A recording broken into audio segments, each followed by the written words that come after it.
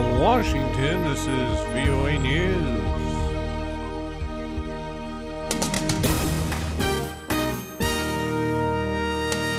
I'm Ray Kouguell reporting. Israeli Prime Minister Netanyahu issues another warning about Iran. Mr. Netanyahu says the United States and Israel agree on the need to keep Iran from getting nuclear weapons, but disagree on how to achieve that goal. The comments came Monday, a day before the Prime Minister is scheduled to make a speech to the U.S. Congress. Speaking in Washington, Mr. Netanyahu said the disagreement with the U.S. grows out of different perspectives because Washington worries about security, while Israel must worry about survival. Iran envelops the entire world with its tentacles of terror. This is what Iran is doing now without nuclear weapons. Imagine what Iran would do with nuclear weapons. And this same Iran vows to annihilate Israel. If it develops nuclear weapons, it would have the means to achieve that goal. We must not let that happen. In Monday's speech to a pro-Israel lobbying group in Washington, Prime Minister Netanyahu said he respects President Obama and that the relationship between Israel and the U.S. remains strong.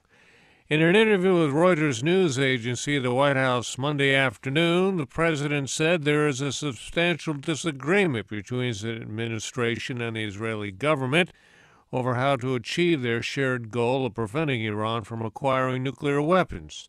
But he said the rift will not be permanently destructive to U.S.-Israeli ties. Top diplomats from the United States and Iran began another round of nuclear talks Monday. Secretary of State John Kerry and his Iranian counterpart, Foreign Minister Mohammad Javad Zarif, met for an hour in the lakeside city of Montreux, Switzerland, as part of ongoing discussions over the future of Iran's nuclear development. Iran's critics say its nuclear efforts are turned to nuclear weapons, while Tehran says it's for peaceful means. This is VOA News. U.S. Secretary of State Kerry is urging the UN to investigate human rights abuses in separatist-controlled eastern Ukraine. Secretary Kerry spoke Monday in Geneva to the UN Human Rights Council after talks with Russia's Foreign Minister Sergei Lavrov. Russia and Ukraine have agreed on a gas delivery deal through the end of March, despite the conflict over pro-Russian separatists in eastern Ukraine. The agreement Monday ensures the two countries will fulfill a winter package of Russian natural gas for Ukraine, which runs out at the end of the month. Both sides had previously threatened to back out of the deal, which put in jeopardy gas supplies to the European Union. Iraqi troops and militia fighters attacked Islamic State militants in a key area north of Baghdad Monday, the first full day of a highly publicized offensive to recapture the city of Tikrit. Ground troops advanced on multiple fronts with support from airstrikes. The operation includes an estimated 30,000 members of Iraq's military, Shiite militias, and Kurdish Peshmerga fighters. The Islamic State group has held Tikrit since June. Discrimination, racism, Islamophobia, and anti-Semitism are among the many issues to be explored at the current session of the U.S. Human Rights Council.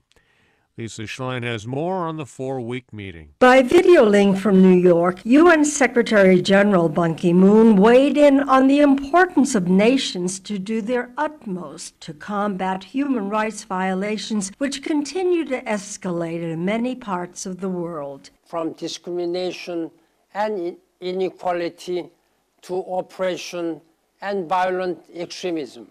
Our shared challenge is to do far more to keep these and other abuses from occurring in the first place. Highlights of the 4-week council session include presentations by the independent commissions of inquiry on Syria, Eritrea, and the 2014 Gaza conflict. Lisa Schlein, Geneva. Nigeria's Boko Haram militants have released a video showing the beheading of 2 men in a group accused of spying.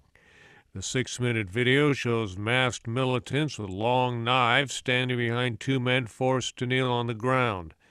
The video does not show the moment of the killings.